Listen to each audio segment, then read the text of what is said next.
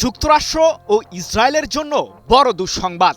Iran তৈরি করছে ২৫০০ ক্ষেপণাস্ত্র। তবে কি এসব মিসাইল দিয়েই এবার ইহুদিবাদীদের বিরুদ্ধে গর্জে উঠবে ইরান? দেশটি কি সত্যি চীনের কাছ থেকে ক্ষেপণাস্ত্র তৈরির প্রয়োজনীয় রসদ আনছে? যদিও সম্প্রতি ইসরায়েলের প্রধানমন্ত্রী বেনিয়ামিন নেতানিয়াহু দাবি তুলেন যে ইরানের সামরিক শক্তি বৃদ্ধি করতে গুরুত্বপূর্ণ ভূমিকা পালন করছে প্রেসিডেন্ট শি জিনপিং এর নেতৃত্বাধীন চীন। তাহলে কি এজন্যই চীন সফরে গিয়েছিলেন মার্কিন প্রেসিডেন্ট ডোনাল্ড ট্রাম্প?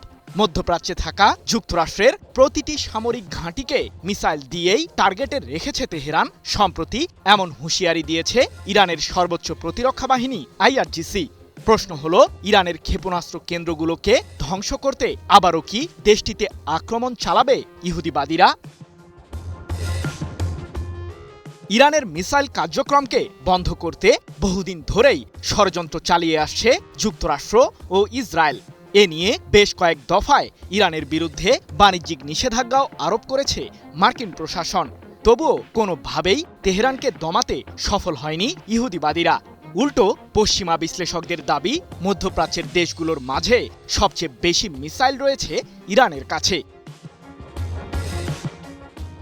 এমনকি সাম্প্রতিক যুদ্ধে ইরানের বিভিন্ন জায়গায় ছড়িয়ে ছিটিয়ে থাকা দেশটির ক্ষেপণাস্ত্র কেন্দ্রগুলোকে লক্ষ্য করে বোমা হামলাও চালায় যুক্তরাষ্ট্র ও ইসরায়েল। এরপরই মার্কিন প্রেসিডেন্ট ট্রাম্প দাবি করেন যে পুরোপুরি ধ্বংস হয়েছে ইরানের ক্ষেপণাস্ত্র কার্যক্রম। অথচ তার প্রশাসনের গোয়েন্দা সংস্থা CIA সম্প্রতি জানায়, মোট মিসাইলের মাঝে এখনও ৭০% ক্ষেপণাস্ত্র মজুদ আছে ইরানের সামরিক বহরে, যা দিয়ে কয়েক মাস যাবৎ ইহুদিবাদীদের বিরুদ্ধে যুদ্ধ চালিয়ে যেতে পারবে তেহরান। তুমুল এই উত্তেজনার মাঝেই ট্রাম্প ও নেতানিয়াহুর মনে ভয় ধরানোর মতো খবর প্রকাশ করল যুক্তরাজ্য ভিত্তিক সংবাদ মাধ্যম ইরান ইন্টারন্যাশনাল। তুরস্ক ও সংযুক্ত আরব আমিরাতের সহায়তায় চীনের একটি সামরিক কোম্পানি ইরানের কাছে ব্যালিস্টিক মিসাইলে ব্যবহৃত প্রয়োজনীয় রাসায়নিক পদার্থ পাঠাচ্ছে। সংবাদ মাধ্যমটির কাছে আসা নথিতে দেখা গেছে ২০২৫ সালের ২৬ এপ্রিল ইরানের বন্দর আব্বাসে একটি বিস্ফোরণের ঘটনা ঘটে।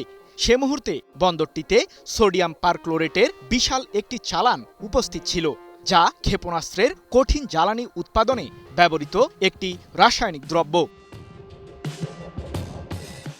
জানা গেছে, হাউকুন নামে চীনের একটি এনার্জি কোম্পানি বহু বছর ধরেই IRGCর সাথে তেল বাণিজ্য ইস্যুতে কাজ করে আসছে। এমনকি সাম্প্রতিক সময়ে ইরানের সর্বোচ্চ প্রতিরক্ষা বাহিনীটিকে $1 বিলিয়ন প্রদান করেছে চীনের এই কোম্পানিটি। শুধু তাই নয়, ২০০০ টন সোডিয়াম ক্লোরেট এবং ১০,০০০ টন সোডিয়াম পারক্লোরেটের বিশাল একটি চালান ইরানে পাঠানোর পরিকল্পনাও করেছিল হাউকুন নামের ওই কোম্পানি, যার মাধ্যমে ২৫০০ মিসাইলের জ্বালানির চাহিদা পূরণ করত তেহরান। সংবাদ মাধ্যম ইরান ইন্টারন্যাশনালের দাবি, এই চালানের মূল্য প্রায় $৪৩ মিলিয়ন। যদিও এসব রসদ এই মুহূর্তে কোথায় রয়েছে সে সম্পর্কে কোনো নিশ্চিত তথ্য জানতে পারেনি যুক্তরাজ্য ভিত্তিক সংবাদ মাধ্যমটি। আমি ভরসা রাখি হিরন স্মার্ট ওয়াটার পিউরিফায়ারে। এর আগে চলতি মাসে ইসরায়েলের প্রধানমন্ত্রী নেতানিয়াহু অভিযোগ করে বলেন যে ইরানের ক্ষেপণাস্ত্র তৈরিতে ব্যাপক সহযোগিতা করছে চীন সরকার। যদিও তার এই দাবিটিকে পুরোপুরি ভিত্তিহীন আখ্যা দিয়েছে বেইজিং। সাম্প্রতিক সময়ে চীন সফরে যান মার্কিন প্রেসিডেন্ট ট্রাম্প। সে সময় তিনি ইরান ইস্যুর বিভিন্ন জটিল সমস্যা সমাধানে চীনের প্রেসিডেন্ট শি জিনপিং এর সহায়তা কামনা করেন। তবে মার্কিন শাসককে হতাশ করে সে সময় চীনের পররাষ্ট্র মন্ত্রণালয় জানায়, ইরানের বিরুদ্ধে যুদ্ধে জড়ানো মোটেও উচিত হয়নি যুক্তরাষ্ট্রের।